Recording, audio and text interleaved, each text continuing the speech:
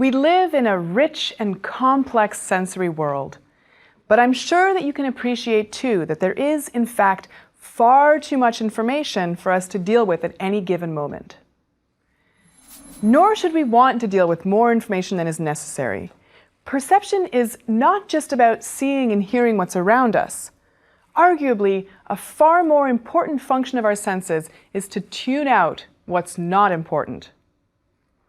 We also don't always pay attention to the same things, so the perceptual experiences that each of us has are likely very different from those of anyone else, even when we are in the same situation. And that's where the modular nature of the brain comes in. We've evolved to pick out what's important for survival and create a personalized experience of the world in our minds.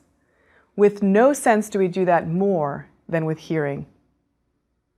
If a tree falls in the forest and there is no one here to hear it, does it make a sound? By the definition that neuroscientists use, sound, like other perceptual experiences, exists only in our heads.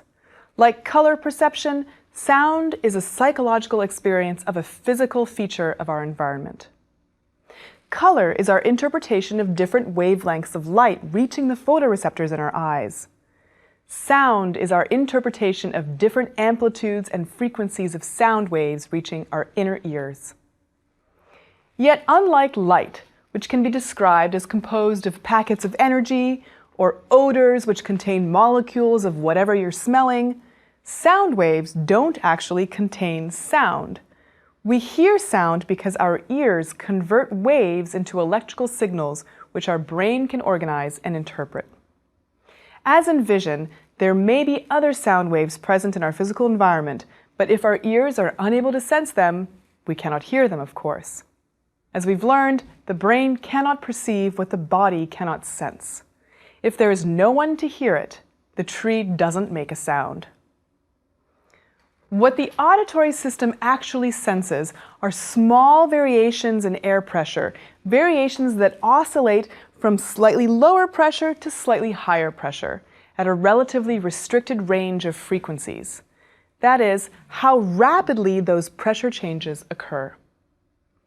The normal range of human hearing detects sounds with frequencies ranging from 20 cycles per second, referred to as 20 hertz, all the way to 20,000 cycles per second, or 20 kilohertz. Human hearing is also capable of perceiving that range of frequencies over a range of wave amplitudes, the height of the waves, that spans roughly 160 decibels, which is more than 1 trillion times louder than the softest sound that we can perceive. A 0 decibel sound is at the very threshold of the best ears we've ever tested. A quiet whisper at about 30 decibels is 1,000 times louder than that, and a jackhammer, which can damage our ears with prolonged exposure, is 10 billion times louder than the whisper. Changes in sound wave amplitude correspond to loudness, whereas changes in sound wave frequency roughly correspond to pitch. Sound gives us access to parts of the world that we cannot see or perceive in any other way. It allows us to communicate with each other via thousands of different languages. And sound, in the form of music, modulates our emotions and opens up a world of expression that captures the human experience like no other medium. But how does the brain turn sound waves into the experience of hearing? And how is it that we can distinguish so many different sounds, allowing us to parse complex speech seemingly immediately?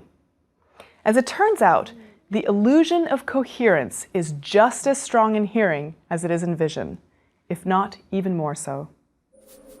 Our ears are crescent-shaped knobs fixed to the sides of our heads, each fashioning an inner fold leading to a seemingly mysterious tunnel. This outer region is called the pinna, and it has a job in addition to just holding up our eyeglasses and earrings. As you may know, pinnas act as sound collectors, capturing and funneling sound waves into the ear for better hearing. Pinnas are helpful for localizing the source of sounds in space, as well as for our sensitivity to sounds that are very faint. Losing your outer ear like Van Gogh did causes small but noticeable differences in one's hearing. Furthermore, cupping your hand around your ear does amplify sound, effectively extending your pinna and capturing more sound waves. The little tunnel in our ear is called the ear canal. The ear canal leads us to the middle ear, ending at the eardrum. The eardrum is exactly what it sounds like, a circular membrane sheet that fills the circular area of the ear canal. Like a drum in a big band, the lightness and tension of the eardrum membrane makes it sensitive to changes in air pressure. If the air pressure in the ear canal increases, the eardrum is pushed inwards, since the ear canal is outside of the drum. If the air pressure in the ear canal decreases, the eardrum is pushed outwards by the higher pressure on the other side. Attached to the back of the eardrum are three of the most extraordinary bones in our bodies. The malleus, incus, and stapes are better known as the hammer, anvil, and stirrup, because that's exactly what they look like. They're exquisitely fine and small bones, about the size of a single letter typed in 12-point font. Anatomists refer to them as ossicles, which literally means tiny bones. And because they fit together to connect the middle ear with the inner ear, they're also called the ossicular bridge. The hammer, anvil, and stirrup link the eardrum with another membrane called the oval window. Their purpose is to transmit the vibrations occurring at the eardrum to the oval window. Why have these tiny bones as intermediaries? As a unit, the ossicular bridge has joints and flexes, providing a mechanical advantage and higher fidelity than if the sound waves were received directly by the oval window. In addition, tiny little muscles acting on the ossicles can apply and release tension on the bridge, dampening or heightening the vibrations transmitted from eardrum to oval window. The ossicular bridge is a complicated receiver and amplifier of sound, far more delicate and intricate than the best stereo money can buy. The complexity of these three bones suggests that it likely took a while and many small adaptations for them to evolve into their current state. And the beginning of their story lies in our fishy ancestral past. When we lived in the oceans, the sounds that we heard were dampened, literally, by water. Sound travels differently in water because the molecules that are disturbed by sound waves in water are packed more densely than those in air. You can imagine the difference if you think about what happens to a bag of marbles. If there are fewer marbles in the bag, you move them around pretty easily. A soft shake of the bag would do it. But if the marbles are very densely packed, there are many more of them. It takes more energy or force to get them to move. In the same way, sound waves require more force in water than in air to travel the same distance, even though sound travels faster in water than in air. Sound travels by disturbing particles. The particles in air are further apart than in water, so it takes longer for them to collide and transmit the sound wave in air than in water. But in water, it's harder to get the wave moving. So we don't hear as well in the pool as on the deck. This difference in intensity of sound translates to about 30 decibels. Now, if we couldn't hear sounds that were less than 30 decibels, we would miss out on the sounds of leaves rustling in the trees, whispering at the library, or the annoying sound of a mosquito. Actually, not hearing that sound doesn't seem like such a loss. But Mother Nature is a tinkerer, not a designer, so we've kept one portion of our aquatic ears. Beyond the oval window, the inner ear is filled with fluid. In order to hear the crunching of leaves beneath the feet of a lion or the movement of a snake in our tree, our middle ear evolved the ossicular bridge as an amplification system. Because the oval window is about 20 times smaller than the eardrum, a tap with the same force makes a much bigger impact on the oval window than on the eardrum. But as you can imagine, the oval window can also be fairly sensitive to loud noises. So in response to loud sounds, the muscles that control the tiny ear bones can dampen the force to protect the oval window. The oval window marks the boundary of the inner ear and the cochlea. The cochlea is our organ for hearing. It's our eyeball for sound. And it looks like a fluid-filled windsock, curled up like a snail's shell. Just like the ossicles, the shape of the cochlea is the secret to its success. The oval window sits at the end of the windsock-shaped cochlea, and the cochlea contains many thousands of fine sensory organs called hair cells. These hair cells are sandwiched between two membranes or thin coverings and run the length of the center of the cochlea as it spirals inward. They are called hair cells because they literally look like hair. They have a cell body and then a series of little projections, the hairs, that stand up straight out of the cell. Imagine if all of your hair was standing up like a mohawk. Your head would be the cell body, and your hair would be the part of the cell that bends with the motion of fluid in the cochlea. In its simplest form, sound is processed in the cochlea when the vibrations from the eardrum are transmitted to the oval window, which then transmits that kinetic energy through the fluid in the cochlea. The fluid motion then causes the membrane that holds the cell bodies of the hair cells, the basilar membrane, to move. How the mechanical motion of the other membrane, the tectorial membrane sitting above the hair cells, that's why it's called roof tectorial, affects hearing remains a bit of a mystery. When the cell bodies move, the hairs bend in relation to the cell body. Motion of the hairs in one direction opens specific gates in the cell, which let in negatively charged molecules, while motion in the other direction makes the cell more positively charged.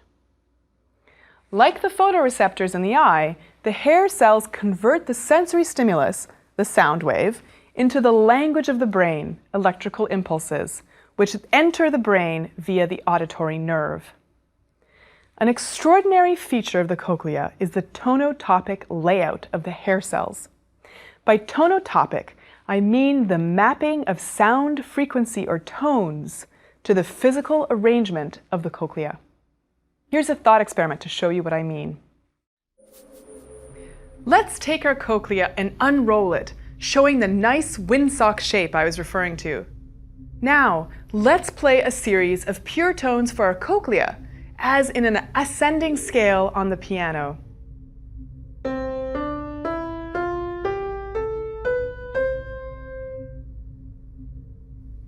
When we depress a piano key, it hits a string inside the piano and makes it vibrate, causing a perturbation in the air that reaches our ear. The length of the string determines the frequency of vibration, which corresponds to our perception of the pitch. Lower tones have a lower frequency, and higher tones have a higher frequency.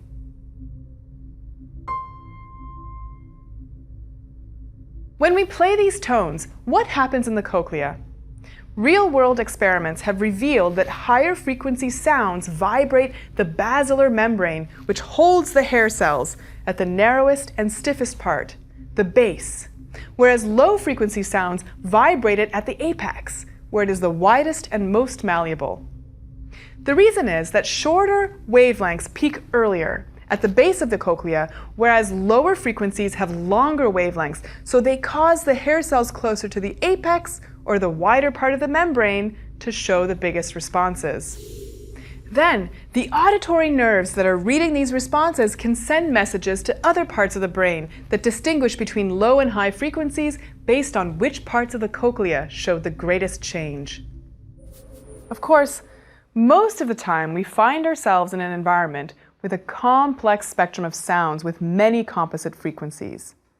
Just like the visual system breaks down the visual scene into features, so too does the cochlea parse complex sounds into their constituent frequencies.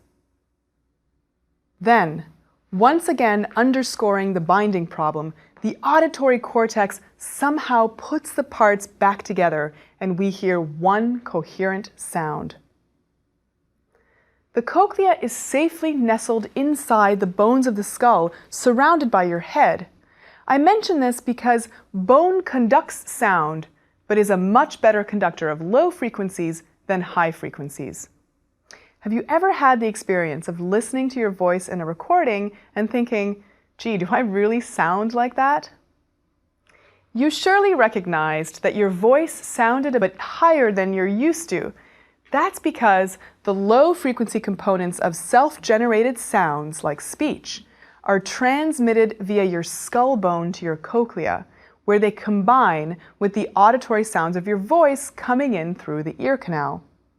Take those low frequencies away by recording your own sound, and you will sound a little higher to yourself as a result.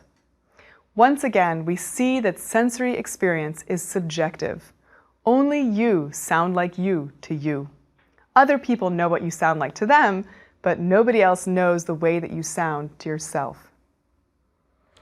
Perhaps nothing demonstrates the subjective nature of hearing and the delicate complexity of the hearing process like the experience of hearing loss. Hearing loss is the most common physical disability in the US, affecting about 12% of the total population, which translates to about 38 million people. Age is the most significant risk factor for hearing loss, with 30 to 40% of people over the age of 65 and half of all people over the age of 75 experiencing some difficulty hearing. But it's not that hearing loss begins abruptly at retirement age. By age 30, most people can no longer hear frequencies higher than 15,000 hertz, whereas a newborn baby who has not damaged his hearing yet can hear sounds of up to 20,000 hertz. That's like losing a quarter of all the frequencies that we can hear. By age 50, most people can't hear sounds higher than 12,000 hertz, and by 70, the cutoff falls to about 6,000 hertz. Speech sounds are typically in the range of 200 to 8,000 hertz, so it's not until about age 70 when the average person begins to have trouble hearing speech. Our ears are so sensitive that the hair cells in the cochlea can detect a movement of fluid that pushes them the width of a single hydrogen atom. But over time, we lose this sensitivity, first at the highest frequencies, so speech begins to sound muffled, and high-pitched sounds like the letter T sound like lower-pitched consonants like the letter F. So the phrase, "a cat on a hot tin roof," sounds like "a calf on a hoffin roof." Hearing loss and deafness can occur for several reasons, but at the level of sensation, it can occur with damage to the hair cells in the cochlea. Sustained exposure to loud noises can lead to the death of hair cells, resulting in permanent hearing loss. And as our culture cranks up the volume with jet engines and trains and loud music emanating from car stereos and handheld devices, hearing loss is becoming ever more common. At the beginning of the last lecture, I gave you a version of a Sophie's choice. If you had to give up one of them, would you choose sight or hearing? Despite my profession and love for music, I said that I would choose to lose hearing rather than sight. But Helen Keller, the famous American author and activist who was both deaf and blind, had this to say about the choice. "I am just as deaf as I am blind. The problems of deafness are deeper and more complex, if not more important, than those of blindness. Deafness is a much worse misfortune, for it means the loss of the most vital stimulus, the sound of the voice that brings language, sets thoughts astir, and keeps us in the intellectual company of man." She goes on to say, "I have found deafness to be a much greater handicap than blindness. So perhaps I need to revisit my choice. And certainly we should pay much more attention to the sounds that we allow our ears to endure, since hearing loss resulting from loud noises is almost entirely preventable." However subjective the experience of hearing may be, it's also one of the essential links between one person and another. So if you care about staying connected with the people in your life, take good care of your ears. Still another way to grasp the subjective, modular nature of hearing is by considering pitch. Pitch is entirely subjective. It illustrates the principle of sound with which I started this lecture. Pitch has no single physical dimension in the outside world that completely defines it. The same frequency can sound as though it has different pitches depending on certain characteristics. You can discover this conundrum for yourself by taking a tuning fork or another instrument that can reliably recreate a relatively pure tone and by moving it closer and further away from your ear. Lower frequency vibrations will sound lower in pitch the closer they come to your ear. Higher frequency vibrations will have the opposite effect.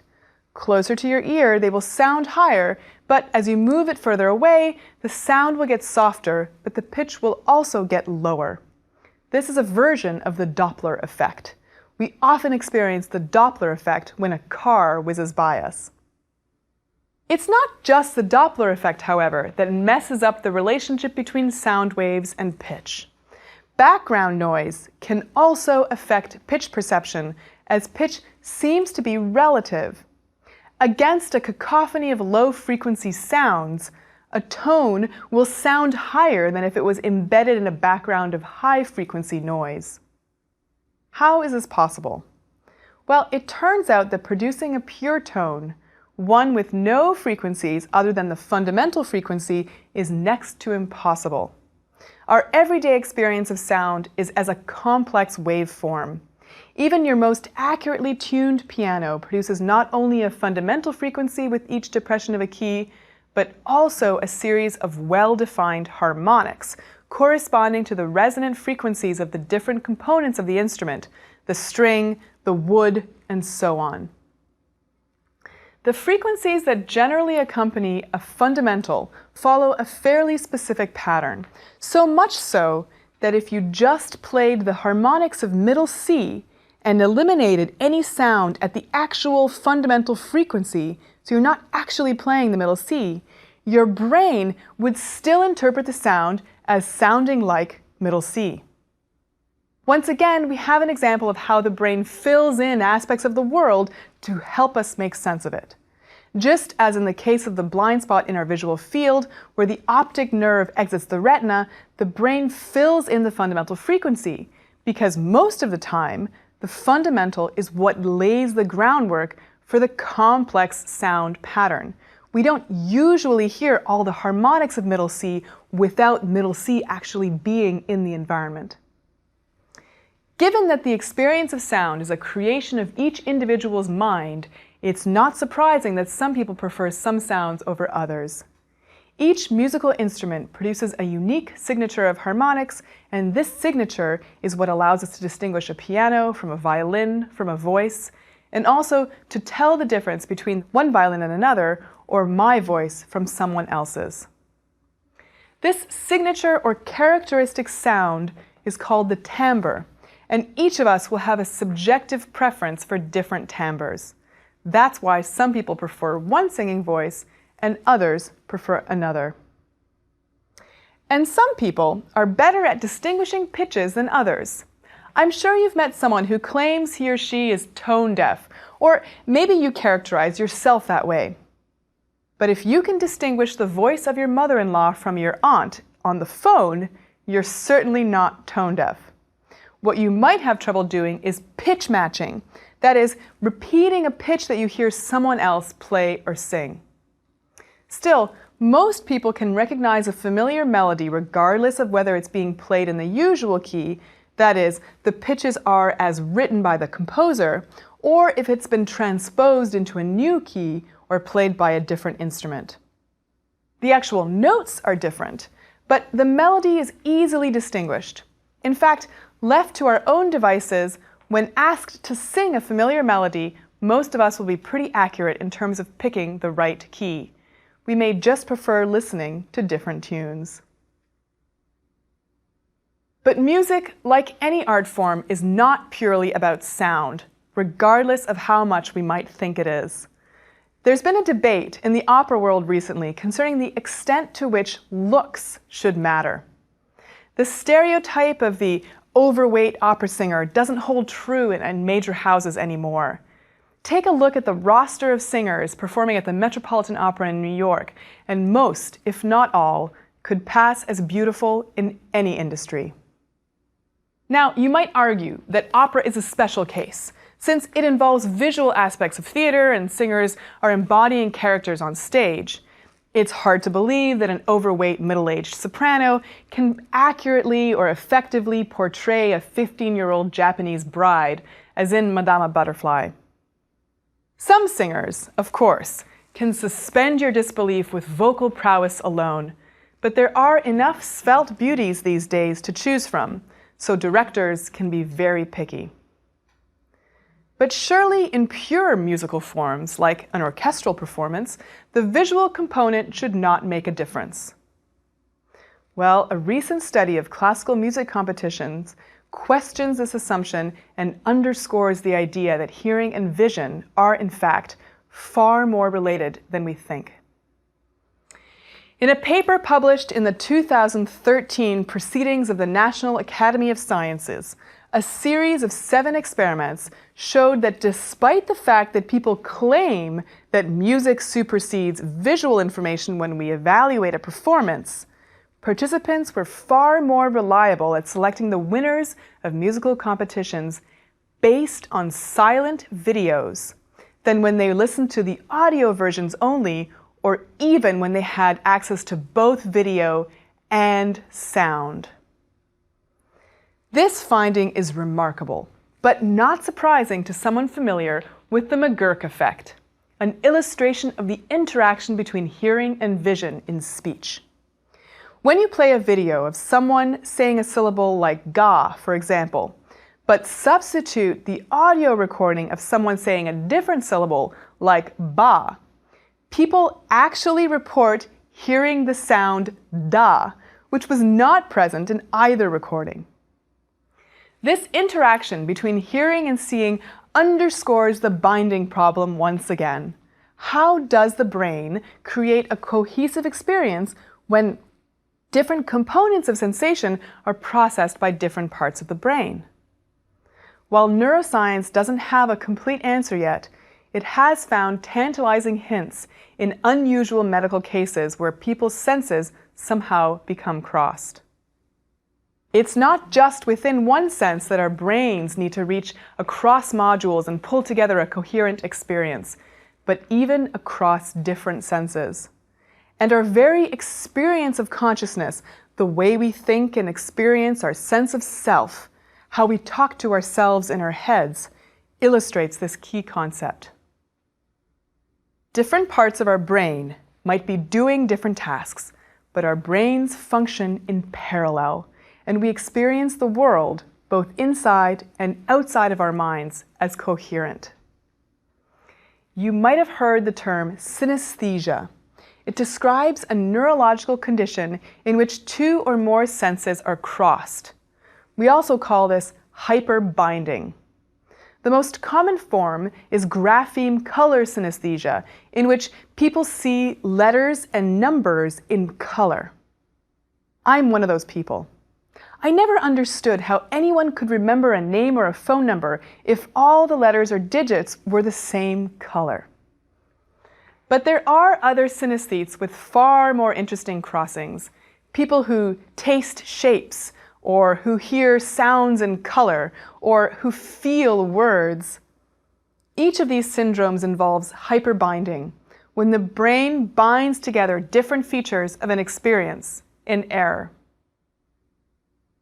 But despite the fact that we call it an error, I wouldn't give up my synesthesia if there was a treatment for it. And so I can begin to understand how some deaf or blind people shy away from fixing a disability that so profoundly characterizes their experience of life. In the end, our interaction with the world happens largely between our ears, and the way in which we recreate the universe in our minds is fundamental to who we are.